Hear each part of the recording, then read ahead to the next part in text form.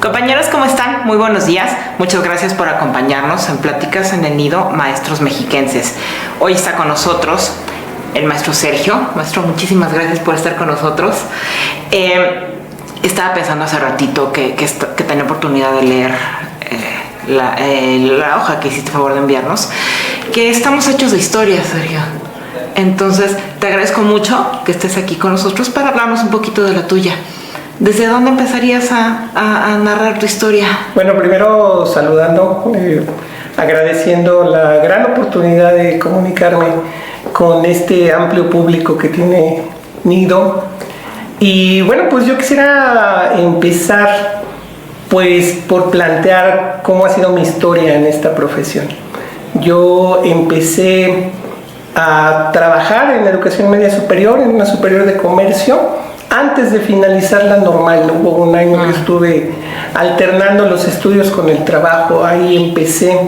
Después, el año que me gradué, empecé a trabajar. Yo soy licenciado en educación primaria de la Normal 1 de Toluca, orgullosamente. Y ahí empecé a desarrollarme en el magisterio y bueno, pues siempre inquieto, siempre tratando de hacer cosas nuevas. En el 2001 empiezo a trabajar en un centro de maestros. Tengo la gran oportunidad de trabajar en un centro de maestros con una preocupación ya permanente, que es la formación de mis colegas y mi propia formación. Trabajo en el centro de maestros Toluca 2 por 4 años. Después me muevo a sector central, también en el ámbito de la formación, por 2 años, donde tuve también grandes oportunidades de aprendizaje, grandes maestros. Y llego en el año 2007 al Centro de Maestros Toluca 1. Estoy casi por cumplir 16 años como coordinador general de ese centro de maestros. En todo este tiempo, o incluso desde antes, sí me siento muy contento de decir que he tenido la oportunidad de trabajar con todos los niveles, tanto en situaciones formales como informales. He trabajado con niños en edad preescolar, con niños de primaria, con niños de secundaria, de media superior, frecuentemente con la licenciatura y en algún momento con la maestría en educación. Así que, pues, el destino me ha brindado esa gran oportunidad. ¿Empezaste muy joven? Tenía 19 años cuando empecé. De hecho, trabajaba en un turno vespertino, y en este turno vespertino de la Superior de Comercio había muchachos que eran mayores que yo, que tenían 21 o 22 años, pero siempre manteniendo buenas relaciones con ellos.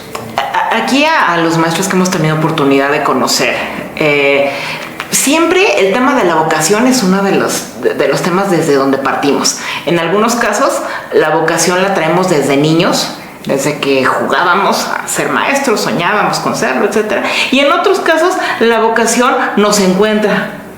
En algunos casos es la familia. ¿Cuál es el tuyo?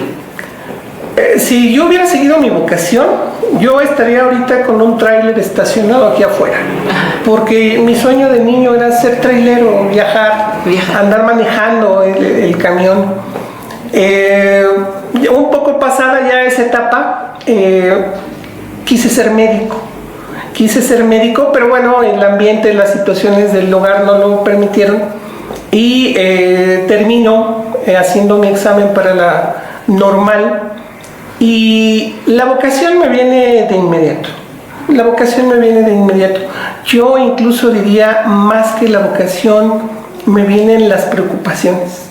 La preocupación por mejorar, y la preocupación por aportar, la preocupación por no solamente yo, sino tener la oportunidad de decirle a mis compañeros que hay horizontes diferentes.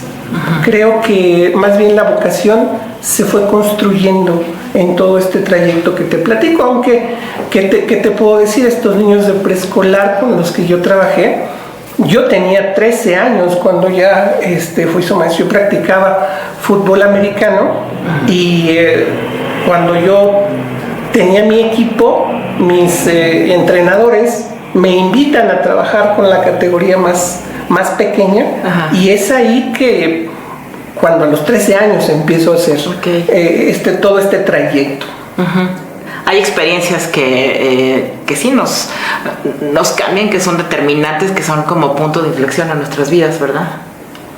Sí, definitivamente las hay, pero yo te puedo decir que es el día a día también, que se va juntando como una bola de nieve. Exacto. Como una bola de nieve las experiencias. Pero aquí sí hay que aclarar que la experiencia no es solamente lo que me pasó en términos de anécdota, sino tiene que ver con lo que me pasó, pero que fue sometido a la reflexión. Uh-huh. Cuando me pasa algo y yo diariamente lo someto a la reflexión, lo dialogo y lo discuto con otro, es entonces que esa anécdota se convierte en una experiencia que nos permite avanzar y que nos permite ir dando esas curvas en el camino, esas vueltas, uh-huh, esos retrocesos y esos saltos. Qué importante eso que dices, porque a veces parece como que tuviéramos que elegir entre un camino que ya está marcado para cada uno como destino y aquello que otros dicen que cada quien es el arquitecto de su propio destino. Entonces es un poco de los dos, ¿verdad?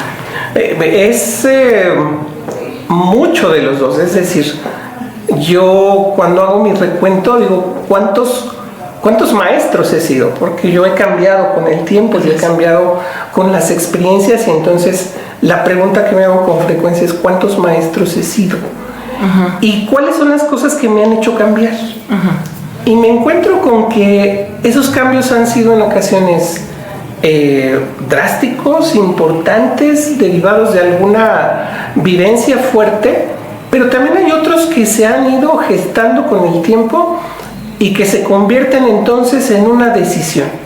¿Sí? Esto tiene que ver también con esta palabra tan importante que es hoy decido que voy a hacer las cosas distintas.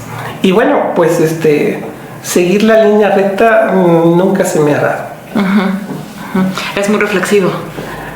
Soy una persona sumamente preguntona, una persona, yo me caracterizo como muy reflexivo, y creo que incluso esta ha sido la tónica de mi hacer docente.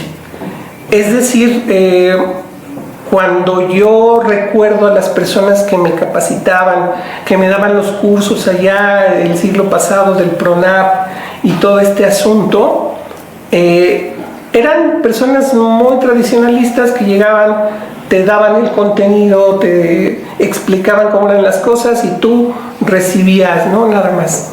Entonces, con estos ejemplos yo me fui haciendo el propósito de ser diferente, uh-huh, y de generar mucha reflexión en mis compañeros. Los maestros que tengan la oportunidad de ver esta entrevista y que han trabajado en algún momento conmigo van a decir, sí es cierto. Ajá. El maestro Sergio nos ponía a reflexionar fuerte. Porque también cuando en todo este tiempo que tengo, ya más de 20 años en la formación continua, mi propósito no fue que mis usuarios, que mis colegas salieran contentos de mis cursos. Mi propósito siempre fue que mis compañeros salieran con dudas, claro, que salieran con incertidumbre, que salieran con más preguntas que respuestas, y que entonces regresaran para que juntos las contestáramos. Entonces, sí creo que la reflexión ha sido uno de los hilos más fuertes y más importantes durante mi trabajo. Es que la curiosidad es la que genera el conocimiento, la problematización, y es el origen de muchas cosas. El asombro de lo cotidiano, ¿no? Te hace cuestionarte constantemente si vas por buen camino, si tienes que replantear. ¿Y qué maestro, qué tipo de maestro seríamos si no nos replanteáramos constantemente? Necesitamos ser además maestros más intuitivos, uh-huh, sí, porque ahorita, por ejemplo, que se está viviendo este asunto de la reforma de la nueva escuela mexicana, uh-huh, donde hay un concepto clave que es la autonomía profesional, donde al maestro se le cede la iniciativa para crear su propio programa. nos estamos encontrando muchos compañeros, muchos colegas que están esperando que les digan qué hacer, que están esperando que les digan cuál es el formato, que están esperando que les marquen qué camino seguir. Entonces, creo que debemos ser más intuitivos, creo que este sería otro de los hilos importantes en mi carrera, tomar la iniciativa, plantear, hacer y tener la oportunidad de ir reflexionando y corrigiendo sobre la marcha, reflexionando y corrigiendo sobre la marcha. Creo que trabajar de esta manera nos permite incluso construir no desde lo que yo pienso, sino construir con el otro. ¿Sí? Es decir, yo planteo un curso de lo que se imagine y después voy y lo trabajo con un grupo. Y este grupo me da un panorama de cuáles son los ajustes que debo hacer. Y esto va siendo como más puntual, con el contacto que tengo con diferentes grupos, va haciendo más puntual lo que los maestros necesitan. Pero esta necesidad se construye necesariamente juntos. Sí. ¿Tú cómo aprendes, Sergio? Yo aprendo fundamentalmente estando con otros. Yo te podría decir que dentro de estos momentos importantes que mencionabas antes, creo que el diálogo, la oportunidad de debate, la oportunidad de deliberar con otros colegas cómo están haciendo ellos las cosas, cómo las estoy haciendo yo, cómo nos dicen las teorías que debemos hacer, creo que es la mejor manera de aprender. Yo he impartido cursos de muchas cosas, incluso de matemáticas, a pesar de que yo no te sé hacer una fórmula, pero conozco sobre didáctica de las matemáticas. Y en este sentido, entonces, yo me preparo para afrontar lo que viene. Y entonces he dado cursos, creo que de lo único que no he dado es de inglés, pero de matemáticas, de español, de civismo, de casi toda la gama que tiene la educación básica, he tenido la oportunidad de trabajarla. Y entonces, pues, como dice por ahí el filósofo, ¿no? El que enseña aprende doble, porque en el momento en el que tiene que prepararse, pero también en el momento en que dialoga con el otro. Y una de las cuestiones es que, bueno, si alguien que está escuchando esta entrevista dice, bueno, este tipo tiene 20 años en una oficina, ¿no? ¿Cómo es que da cursos a los maestros de básica? Pues precisamente porque son ellos los que me nutren, son ellos los que me dan sus anécdotas, me dan sus experiencias, y entonces al reflexionarlas se convierten en potencial para poder enseñar a otro. Sí. Los días nunca son iguales, ¿verdad? Siempre hay algo diferente que aprender. Jamás. Sí. Siempre. Yo en el último año, por ejemplo, he estado en contacto con, pues a la fecha, con más de 60 grupos de maestros. Solamente con una conferencia sobre la nueva escuela mexicana y una asesoría sobre proyectos. Pero te puedo decir que aunque haya repetido 40 veces esta conferencia, jamás fue igual. Nunca sale igual. Nunca fue igual. El diálogo con los colegas es valiosísimo y enriquecedor. Y es una de las cosas para las que yo invito a los maestros. Hay que aprender de los otros, hay que aprender de nuestros pares. Sucede que, por ejemplo, estamos en un curso y cuando nosotros, los que estamos del lado del que enseña, estamos hablando, pues la gente anota y la gente registra. Pero cuando habla uno de sus compañeros no lo hacen, como si la experiencia y lo que aquel está compartiendo no fuera valioso. Entonces, aquí hay una invitación para de veras potenciar la gran oportunidad que tenemos en los consejos técnicos, en los pasillos, en las situaciones informales de la escuela, para continuar aprendiendo siempre. Convertir cualquier ocasión en ocasión de aprendizaje. Así es. Sí. Así es. Sí, sí. Diálogo es la experiencia de aprendizaje por excelencia. O sea, diálogo significa dos que se conocen, ¿no? Me imagino que eres una persona que dialoga mucho con los demás, consigo mismo. ¿Estás acostumbrado a escuchar a los demás? Esta es una de las cuestiones también importantes que hay que decir. Yo desde muy temprano en mi carrera aprendí que mi voz no era tan buena. No, por eso nunca fui cantante. Y entonces eso de alguna manera me empujó un poco a que la gran mayoría del tiempo durante mis cursos la palabra no es mía, la palabra es de mis compañeros, la palabra es de mis colegas. Hay una relación por ahí en alguna estadística que dice que el 80% del tiempo el maestro hace uso de la palabra y solamente le cede el 20% a los alumnos. Y yo traté de invertir esta relación completamente de tal manera que yo terminé hablando el 20% del tiempo y mis compañeros el 80% del tiempo. Entonces, esta relación pues obviamente nos ha permitido reflexionar y nos ha permitido aprender unos de otros. Se percibe que disfrutas mucho tu trabajo. Muchísimo. ¿Qué otras cosas disfrutas, Sergio?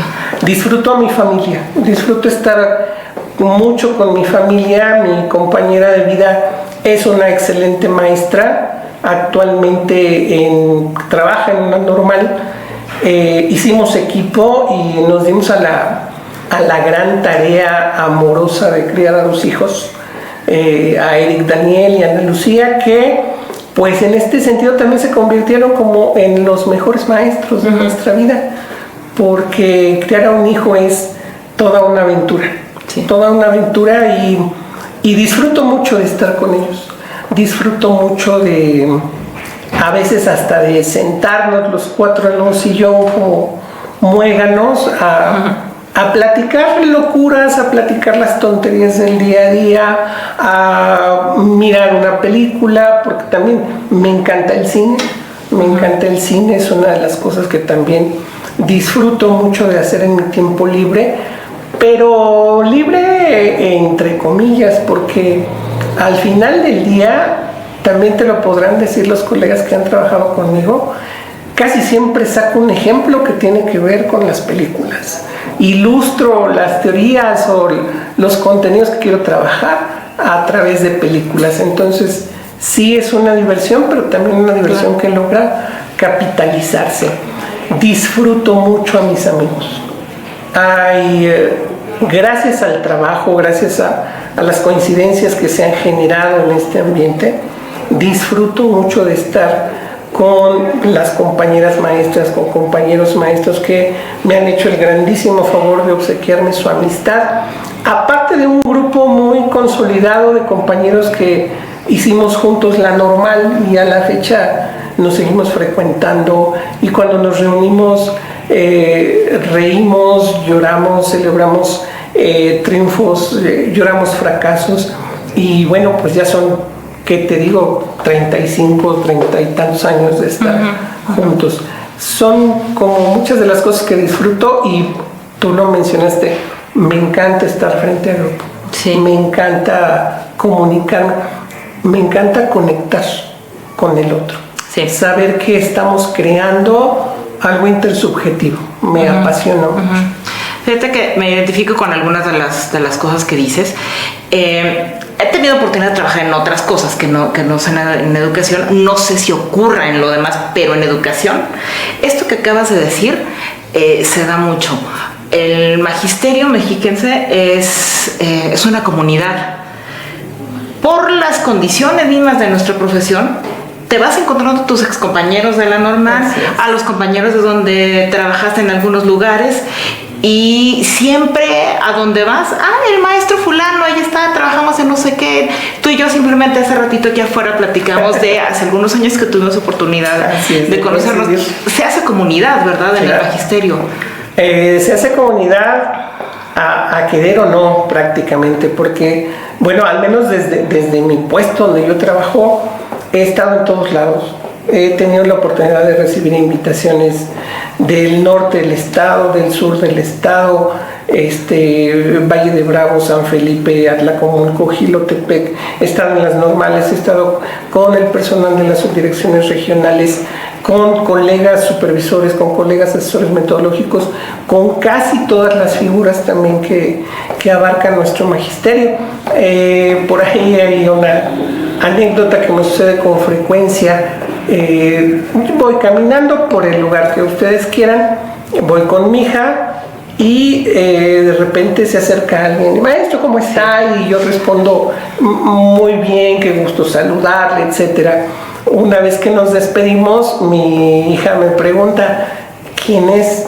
Y yo casi siempre respondo, no tengo la menor idea. No tengo la menor idea. Sí hay contacto, sí hay cordialidad, hay en muchas ocasiones algo que yo valoro mucho, que es el agradecimiento de los maestros. Si a mí me preguntaras cuál es el mayor logro que siento en el magisterio, es el agradecimiento de mis colegas. Que darte cuenta de que tocaste su intelecto, darte cuenta de que tocaste su corazón, darte cuenta de que tocaste sus habilidades y que a lo mejor a través de una pequeña semilla le ayudaste a mirar distinto una situación, es uno de los logros más importantes que yo valoro como maestro. Sí. Tú estás en los centros de maestros, ¿no? Así es. Es uno de los ámbitos del magisterio que más ha tenido que cambiar y que más ha tenido que enfrentarse a retos y a los cambios que exige la pandemia, simplemente la digitalización.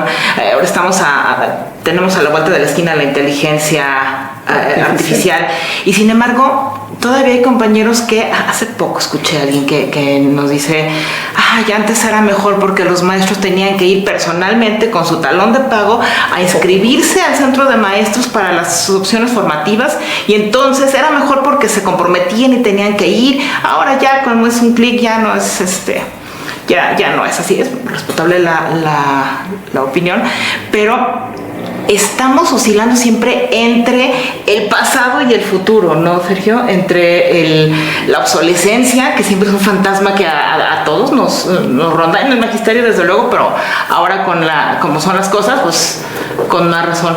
¿Tú cómo ves ahora, cómo vislumbras la realidad de la formación continua?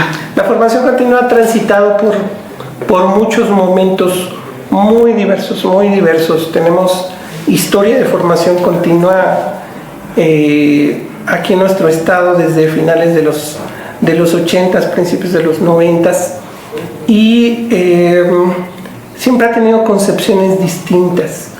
Al principio fue, pues simplemente que los maestros se pusieran al día, que los maestros tuvieran herramientas que les permitieran ponerse al día, y después transitamos hacia esa posibilidad de que se juntaran y de que entonces hubiera cursos permanentes, talleres generales de actualización, otras opciones que los maestros tenían para desarrollar.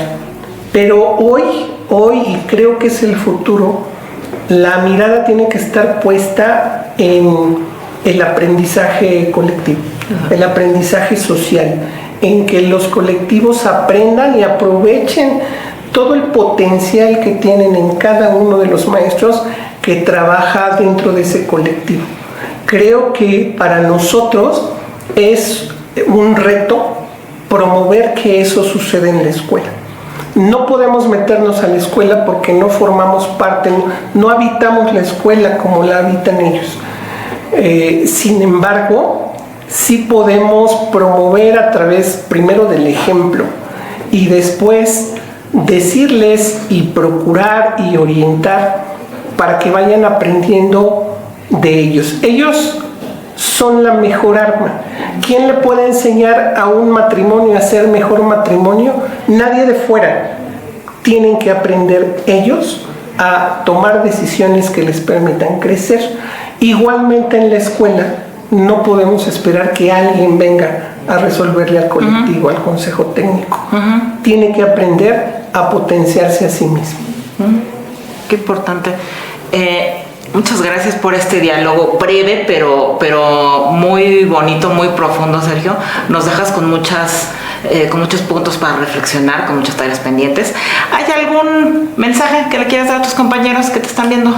Sí, gracias por la oportunidad. Al contrario, yo agradezco el diálogo. Creo que lo que quiero decir para finalizar es que persistan, que siempre hay por delante de nosotros un futuro, un horizonte distinto, que no hay que darnos por vencido, que no hay que dejar que las cosas pasen, sino que hay que hacer con esfuerzo, con compromiso, con voluntad y con conciencia, hacer que las cosas sucedan. Muchísimas gracias. Muchísimas gracias, Sergio. Muchas gracias, compañeros, por acompañarnos, por su presencia, por su tiempo. Y por aquí nos vemos escuchando más historias de los maestros mexiquenses.